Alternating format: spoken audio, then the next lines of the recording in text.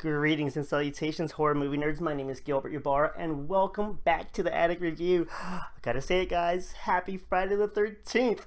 One of the favorite days of the year for me. And I think you know why. This wonderful franchise, and that's what I wanted to talk about today.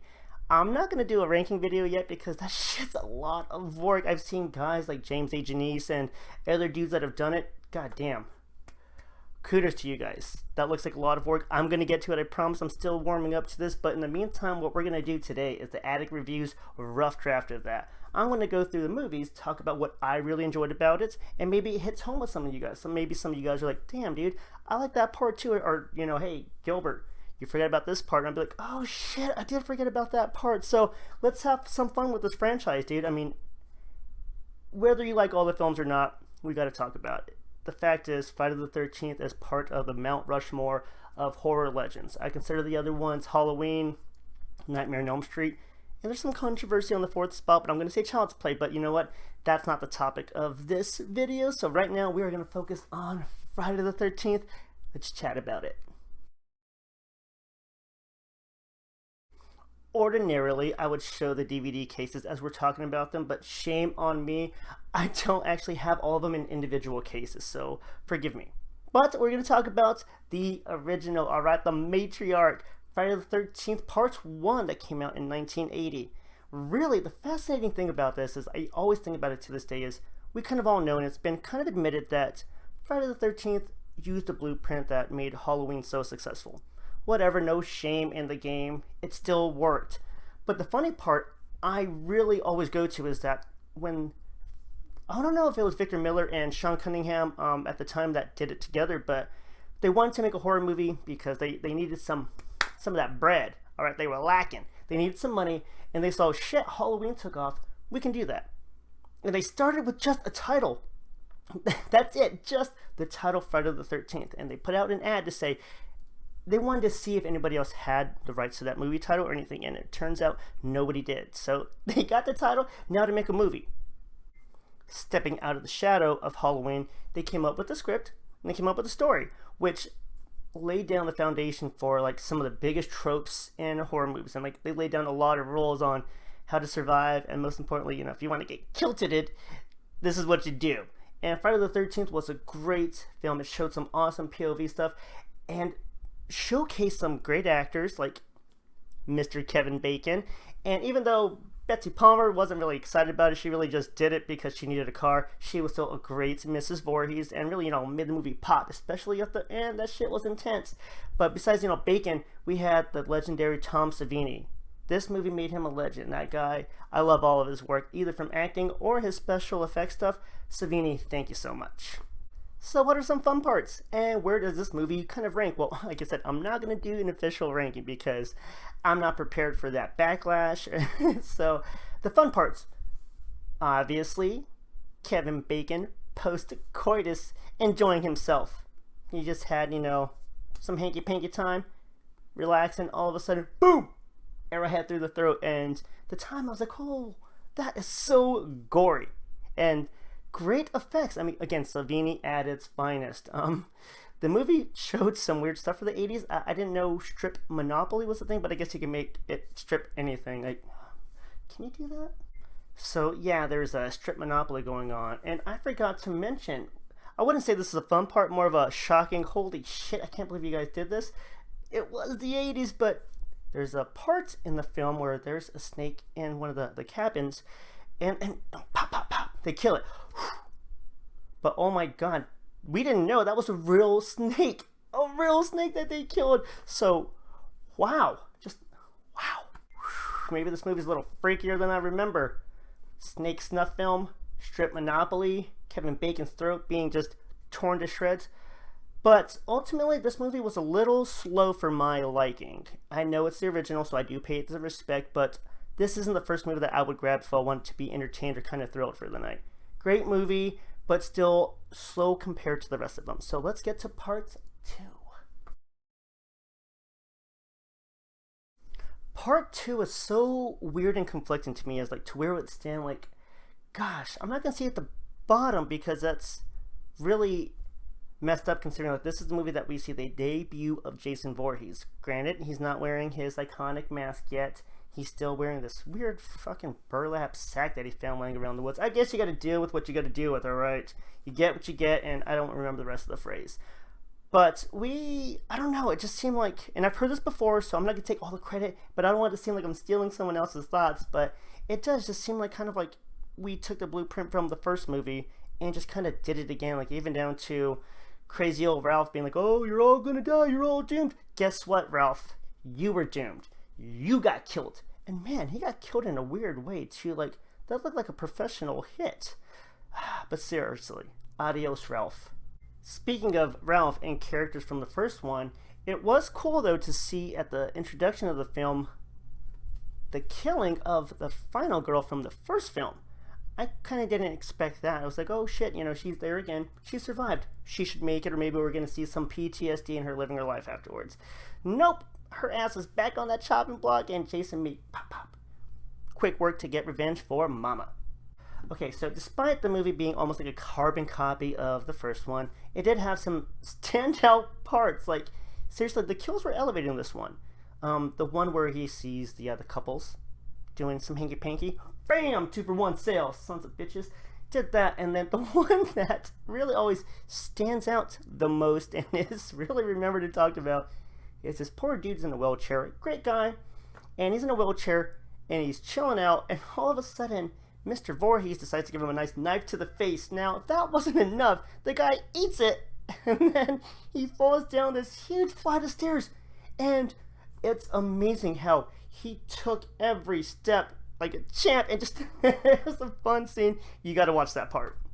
But man, besides that dude falling down the stairs and those two kids getting stabbed up like that, I mean, the movie is, even talking about it right now, and I'm kind of watching it too, it's kind of boring, man. Like, I don't know, like, the ending was a killer. The ending was great, but like, I'd already seen everything that part 2 was doing in the first one. All you guys did is just change up the characters a little bit, and so part 2 has its fun parts.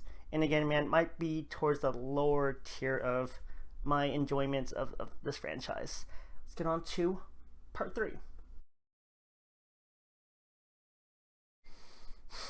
Alright, part 3 is one of 2 Friday the 13th movies that I just vigorously defend. Man, I've seen in so many ranking videos, people just taking unnecessary shots at part 3, like, okay, I know, it's got some bad acting, and it is part 3D, and I don't care, man. I love that shit. Even the 2D version, it's fun to see, like, when they're doing really obvious things, just like they can throw in the 3D effects, but I love that charm. I like that. The whole, whenever you do a part 3 for some reason, horror movies love doing 3D, and let's keep that shit going.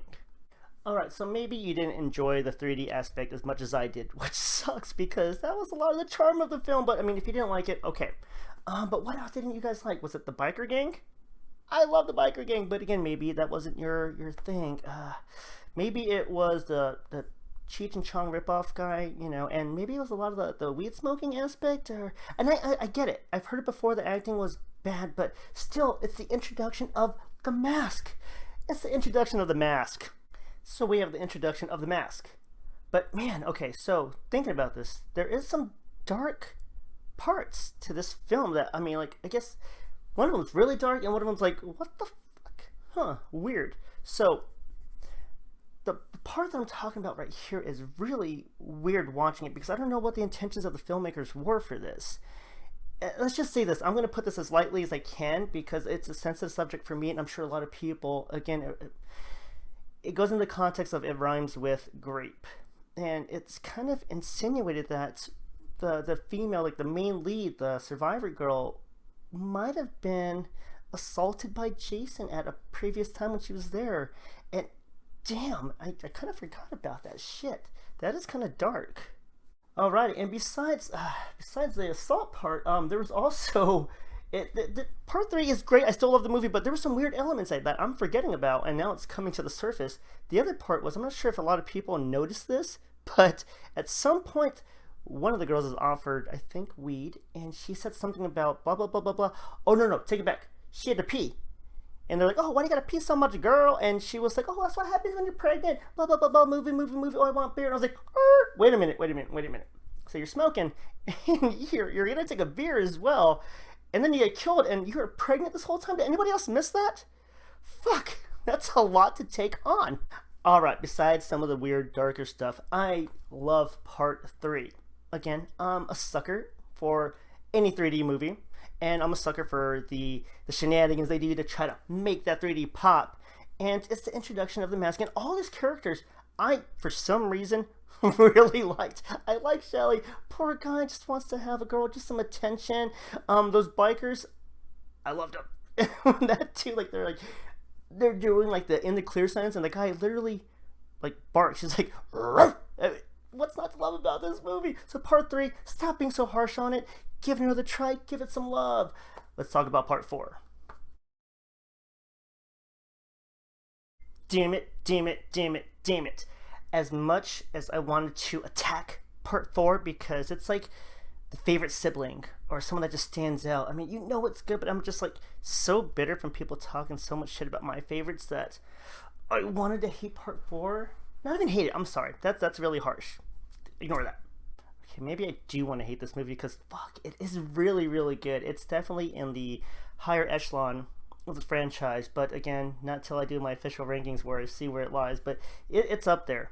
The movie is a powerhouse. We have the introduction, speaking of powerhouses, of Tommy Jarvis. And not just that wonderful character, as, you know, if you're familiar with the franchise, which I hope you are, you know who Tommy Jarvis is. But we get to see in this film Corey Feldman. God, I just aged myself. Corey Feldman, icon of the 80s, loved him in Lost Boys, loved him in License to Drive. I mean, I still love the work he's done. I like the guy. And I'm going to say this right now. I got to jump to it before I forget. One of my favorite parts of this film is his performance when he sees that. Let me set this up real fast. Time out. I got way too ahead of myself for this fun part. Tommy Jarvis is a young kid. Probably, I don't know, let's say the age of between 11 to 13. We'll see that. He's a young guy. He's living out in the woods with his mama and his sister. Being a kid, you know, he loves making masks. It's one of his hobbies. Great kid. Loves his family. And so next door to them moves in the raunchy teenagers, which is, you know, Jason's bait to go do some mayhem. But before the mayhem starts, the kids are enjoying themselves, the teenagers. So the teenagers next door are without supervision, and when, you know, the cat's away, the mice will play. And so we've got some rambunctious teens ready to get it on. And while they're getting ready to do that, Tommy Jarvis is in his cabin, his house, and he's peering in, and like, I can't explain how accurate this is. I know all the other guys out there, you'll laugh and smile when you see the scene, because his reaction is exactly how all of us were when you were watching, you know, scrambled porn or a scene on Red Shoe Diaries, and you're like, and that pure giddiness and excitement he displays perfectly. I mean, I can't get over that part. Watch it. It's seriously one of my fun parts. And you would think Corey Feldman would be enough for it. No. We also have Crispin Glover, and one of my other fun parts of this film comes in 2 parts. Not necessarily together, but it just involves Crispin Glover. I'm going to skip ahead to his death. That was, man, Jason was mean to Crispin. Stabbed his hand and bam, got him some more. After he was looking for like the, I think, what was it, the wine opener, and it stabs him in the hand. And I was just like, oh, the irony of that. But the main part about Crispin Glover, please look it up on YouTube or just watch the movie. His dancing. Oh my god.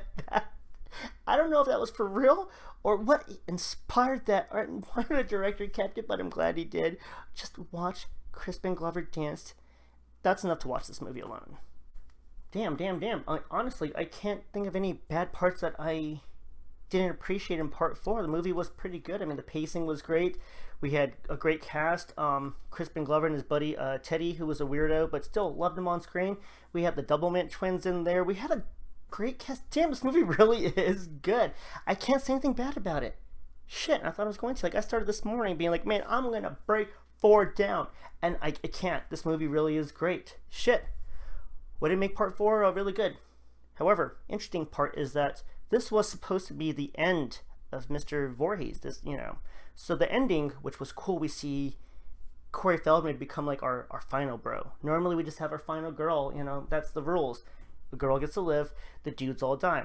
Not this time. Maybe it was because he was a little boy, but we have our final bro for the first time, and like he shaves his head, he gets into battle mode, and he does the impossible. He takes him out. That was supposed to be the death of Jason Voorhees. Maybe that's why the film felt so strong. Maybe it was like almost like a blitzkrieg. But it's a great movie, but this was supposed to be the end, but it's not the case. Great film. Now let's get on to the disputed number 5.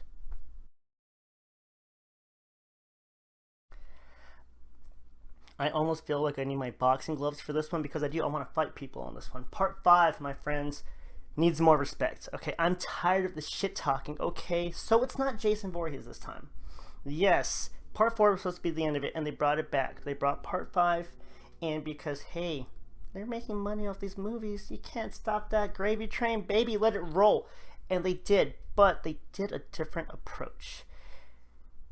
This is what pissed off a lot of people. And me personally, I didn't give a shit because the aesthetics of the movie were so warm and inviting. I loved every aspect of it, but Jason Voorhees, like I said, ain't our guy. Who is it? This guy named Roy. Who's Roy? Let me tell you. Roy is Mr. Father of the Year, okay? Essentially, we're dealing with the movie, and we see Tommy Jarvis dealing with the aftermath. He's shell-shocked, man. You just took out a serial killer. You're not right, man. A lot of bad stuff happened to you. He goes to a mental facility, like a farm. Beautiful place for him to get the help that he needs. So he's out there, and there's a bunch of mentally ill people that need help, and some kind of borderline psychopaths, as we see when all of a sudden this bigger kid, I can't remember the names right now, like I said, that's for the ranking stuff, but this bigger kid is just out of it. He's offering candy to everybody, pisses off one of the guys chop him up real good. I was like, oh shit, I didn't know that was going to happen. There was a death in Friday the 13th that wasn't Jason. So this kid is getting carried away by the first responders, and we see the first responder. Let's just get to it, all right? I'm not going to toy around with the foreplay. Let's talk about it. Roy is right there at the scene. And when we're seeing him, we don't know that he's going to be the eventual killer. But man, does this piss people off.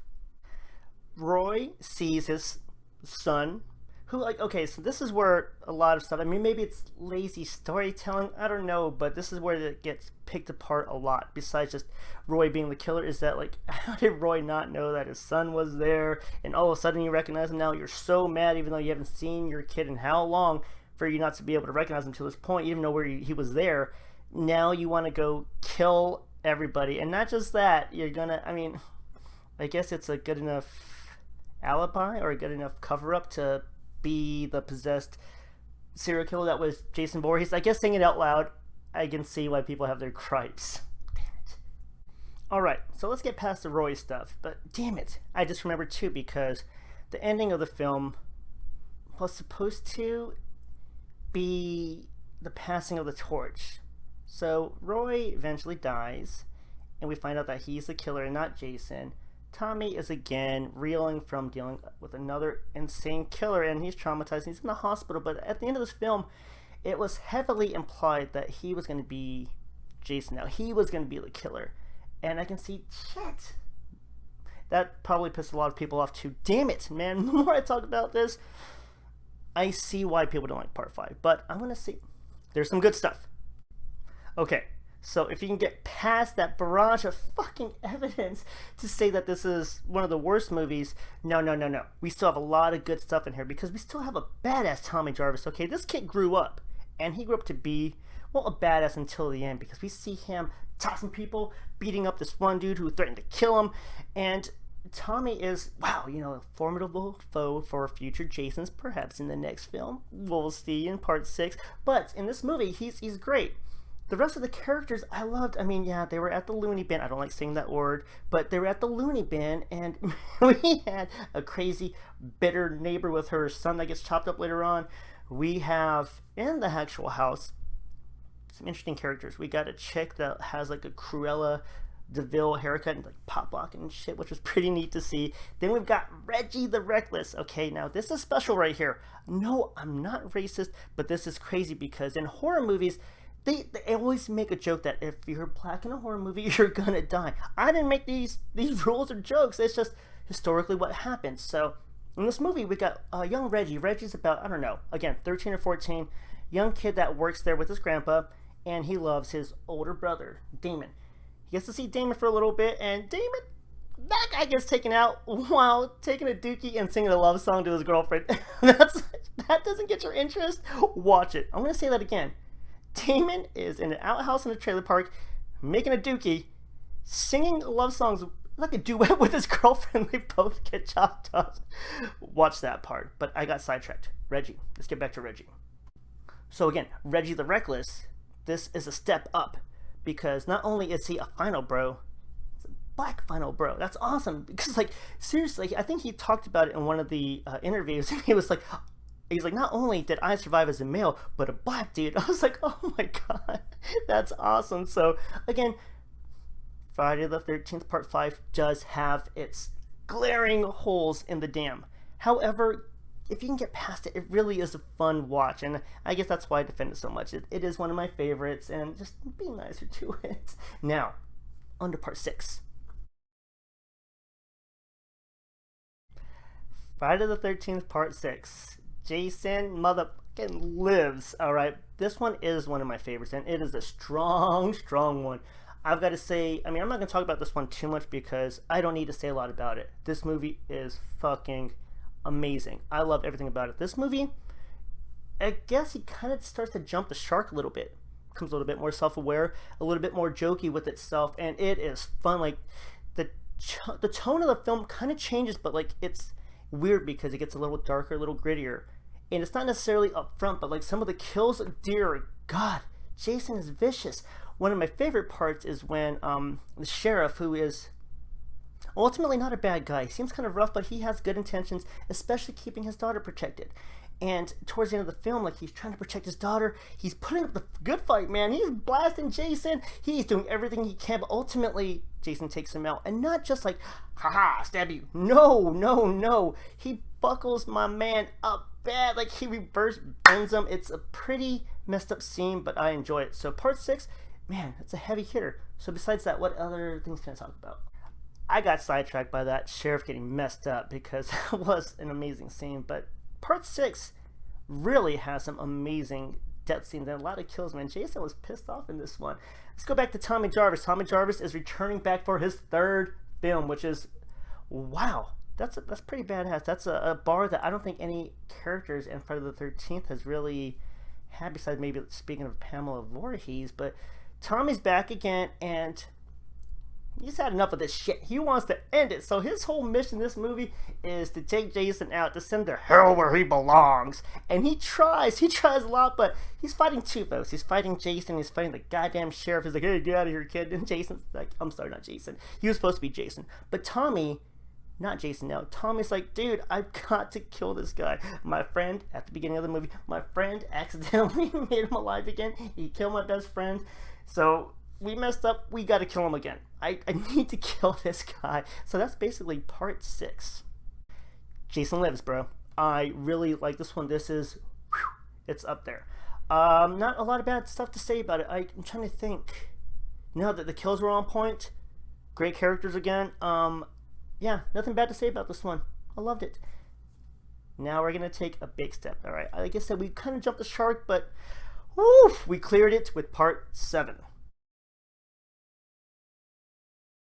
Woo, okay, Part 7. I don't know where this lies with me. This is like really in the middle for me. I really appreciate what they did. I've heard this expression, so I don't want to claim it as mine, but Part 7, The New Blood, I like the other title where it's Carrie versus Jason, because not only have we established that Jason Voorhees isn't your run-of-the-mill kind of guy running around with a hockey mask. No, he's something more now. If that wasn't enough for the franchise, now for this particular movie, we have a final girl who's going to beat the shit out of him. And not just pop with her fist, but with her mind. That's why they call her Carrie, because in this movie, this girl has some kinetic powers. Yes, she's got kinetic powers, and we're still in the woods, but now we've got a fight. Okay, I'm sorry, I'm still thinking about. She's got kinetic powers, so this film, I like this one too, The New Blood. it doesn't stand out. Again, this is probably like in the middle. Nothing really pops out to me besides she's got powers, and like the kills are all great, decent characters again. But the end part, I've never seen Jason Voorhees take such a goddamn thumping. I mean, this man just gets delivered a beatdown over and over, and it's awesome to watch. But this film wasn't. I'm gonna be honest now. This wasn't one of my favorites. The ending of it really just was just so awful. I mean, all of a sudden, beginning of the movie, we have something tragic happen where the young lady, I believe her name's Tina. If I don't get it right, I'm sorry. I will get it right in the ranking video. But Tina is mad because she just heard her dad, while he was drinking, he hits her mom. You hear the argument. She takes off, and he's trying to beg for forgiveness. While he's doing that, her kinetic powers that she hasn't controlled yet end up killing him. So he's dead. He's dead down at the bottom of Crystal Lake, apparently. And so at the end of the movie, though, we're having our altercation between Tina and Jason. They're just trying to hash it out, and old Daddy pops up out of nowhere to grab Jason and drag him down. I don't know what the hell that was about. So again, saying that out loud, I can see why I really didn't care for part 7. So that one we kind of just Now we got a little trip. We got to go to New York in part 8. Jason Takes Manhattan, part 8. I love this shirt. It's one of my favorites. However, this movie is also another one of those kind of just middle of the road kind of things for me, because let's talk about it. Us horror fans know that this movie was completely false fucking advertising, okay? We got maybe 10 minutes of Jason in New York.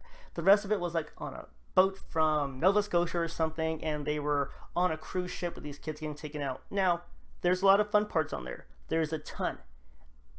Watching those kids get dismantled and running around, oh man, it was a lot of fun on the boat. And once we finally get to the city, like, it took forever. So just again, false advertising. But what was right with the movie? I had to ask that question, didn't I? What was right with it? Not a lot was right with this movie. So I'm gonna get into the wrong stuff. I mean, trying to talk about Jason as a little kid again, and more supernatural elements, and the ending when that weird acid running through the sewers made him into a little kid again.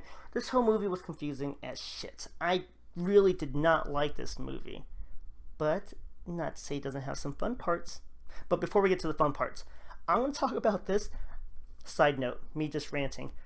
Is New York really like that? I mean, I've never been to New York, but this movie makes me not want to go. So I just imagined that it's completely like that. Jason Voorhees or not, I'm not sure if I want to go to New York because of this movie. Alright, I don't want to bash this movie anymore. I'll save that for my ranking. But the truly fun part is the boxing scene. Alright, we've got a character named Julius who's a little badass. Alright, this guy's got a promising career with throwing fisticuffs. He's knocking dudes out on the boat, showing off. The girls love him. Woo, Julius! We get to the island though. Shit. Jason's killing people. Everyone's running. They're trying to save their tails. Julius manages to get to like a rooftop. Should be safe, right? Nope. Jason is there waiting for that ass. And this is the moment we've been waiting for. Because Julius is like, all right, he's got hands. Someone's going to catch a fade. So he is just serving up Jason Voorhees, man. He's giving him a 3-piece and a freaking soda left and right. Guess what? It's like a buffet to Jason Voorhees, man. He's just eating all that shit. Julius is giving it to him, and Jason is just taking it. Not just Jason, though. Quick side note. Kane Hodder was introduced into the last one. So part 7 was awesome, mostly because of Kane Hodder. And all of a sudden, he breathed new life into the character. So let's get back to this. Kane Hodder is in this movie again. A wonderful rendition of Jason. Now, Kane Hodder really took those shots from the actor portraying Julius. He told him, he's like, yo, just for real, do it. So when they're filming it, yo, Kane Hodder took those shots like a champ, dude. So, back to it. Julius is pop, working him up, and he is tired, man. No cardio. Rule number 1, cardio, baby. Work on your cardio. So Julius is cast out, and he's like, give me your best shot, mother. And then, why would you do that? So what does he do? He gives him a Mike Tyson-esque boom uppercut, and bye, Julius. And honestly, that's probably the best thing I can say about this movie. Let's get on to part 9. I don't want to talk about that one, but part 9, here we go. Alright, I promise this isn't because I'm running out of steam or anything, but the next two movies, the next two entries into this franchise, I don't want to talk about a lot. I didn't enjoy these next two at all, so let's just get down to the shit buckets. Part 9, released in 1993, so this is the first movie released in the 90s. No more 80s babies, alright? All of the glory days of the 80s are gone now. And it shows with Part 9. Fuck this movie. Okay, sorry for that outburst. But I really cannot tell you enough how much I do not like this movie. I mean, just the whole thing that from the beginning, classic Friday the 13th setup. We have a beautiful young woman in a cabin alone. All of a sudden, Jason comes after her, and the whole thing's a setup. Like, I don't know what government agencies are there, maybe all of them, but they are just unletting. Like, they had extra ammo at the office, and they're just blasting them, and you even hear Jason, like, murmur or kind of say shit, and it was like, even from that point on, I was like, this movie's gonna be terrible.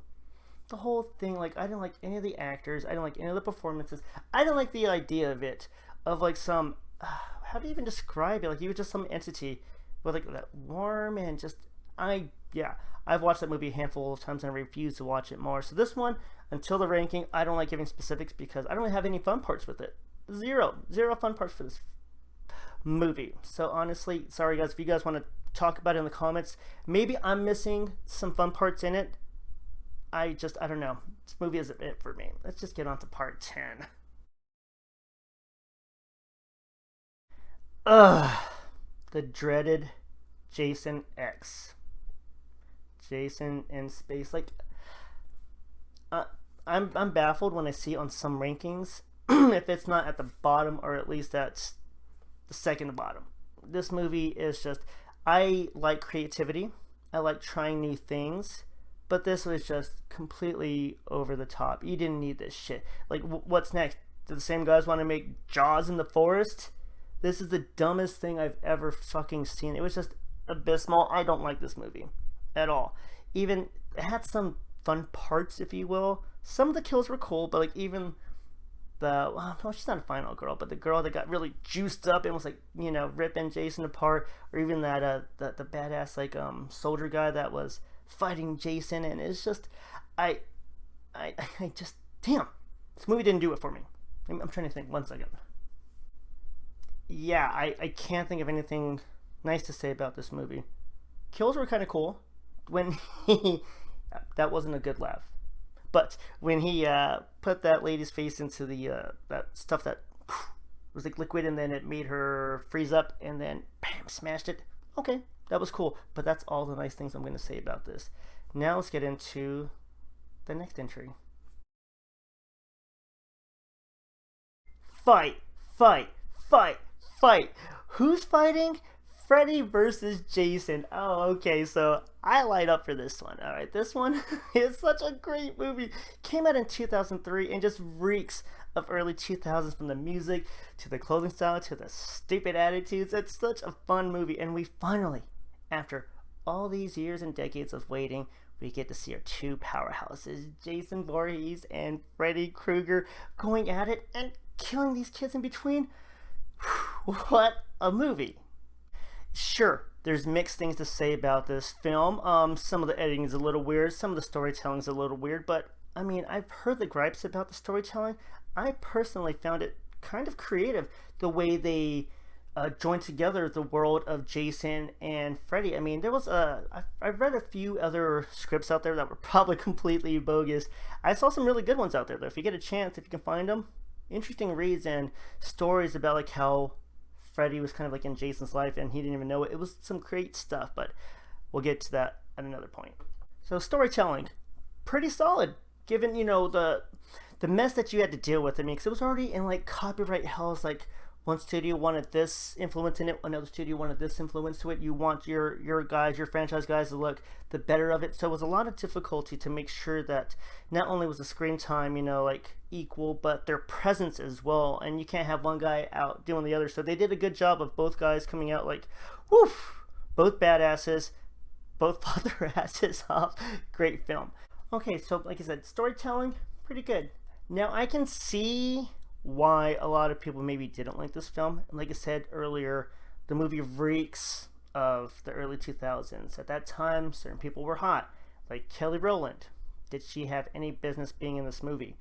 No. So it was a nice scene when Jason took her out, but some of the acting in this movie was kind of shitty. I wasn't the biggest fan. I mean, the 80s aren't exactly known for Oscar worthy performances in the horror films, but they're still better than this. I mean, it's just too rambunctious and just, I don't know. I didn't dig a lot of the actors, but what that lacked in, woo, those kills made up for.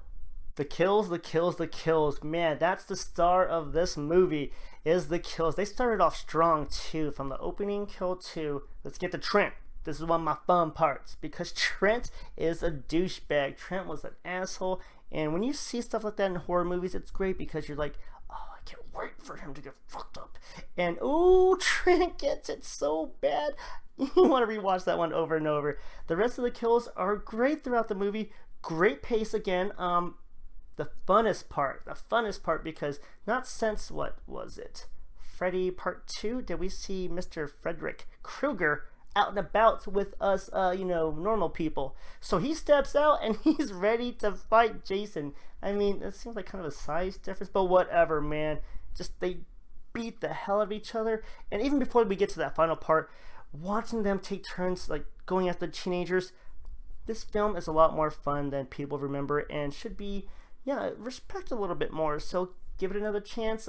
Jason versus Freddy. Don't listen to all the naysayers. It's a fun movie. Now let's get into, I believe, the last one for now.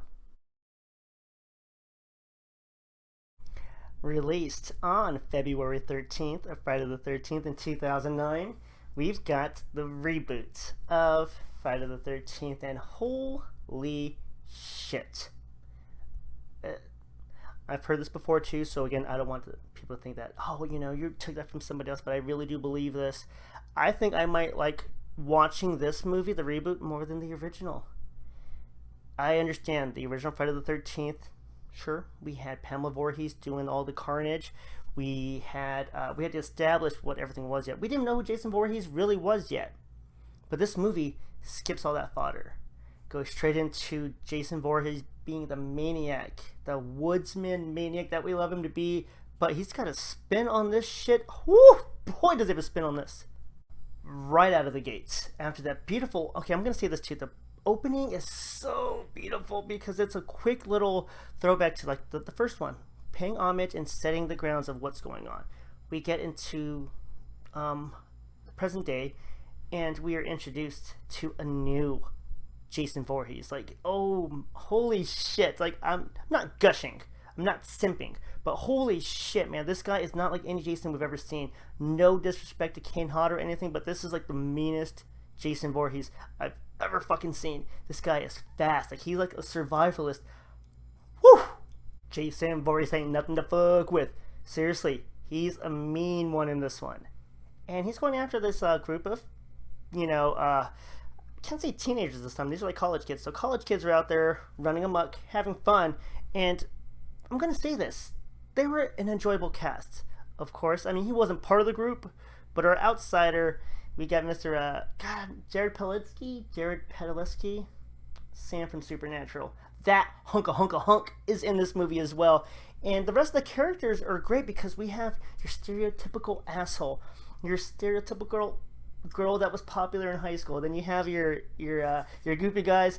Great stuff. And again, if you haven't seen my Disturbia video, please do watch it. But in that movie, in that review, I talk about how much of a fan I am of this one actor named Aaron.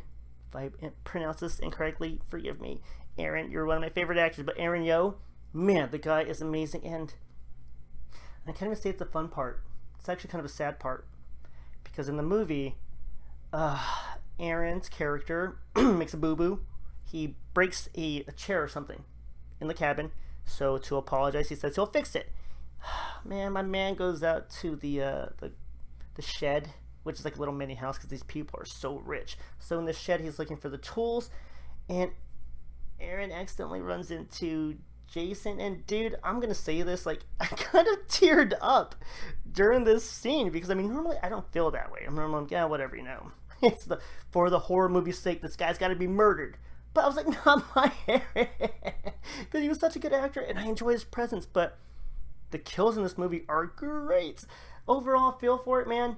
They did correct with this movie. I liked it, and one of my go-tos, I'm not gonna lie, this morning, that was my, I woke up to that movie. So kudos to Friday the 13th, the reboot, and gosh, can we just talk about it? Can we get a new one, please? That'd be great.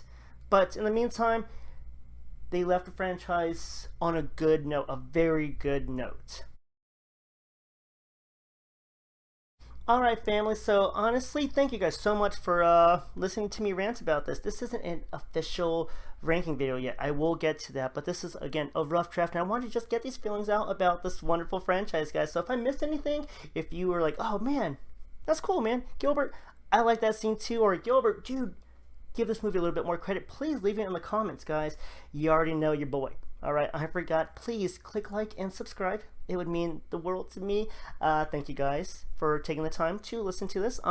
Look forward to seeing you guys in the next video. Please be safe today. Enjoy Friday the 13th. Thank you for watching the Addict Review. I'm Gilbert Ybarra. Smile Tiger. Have a good day.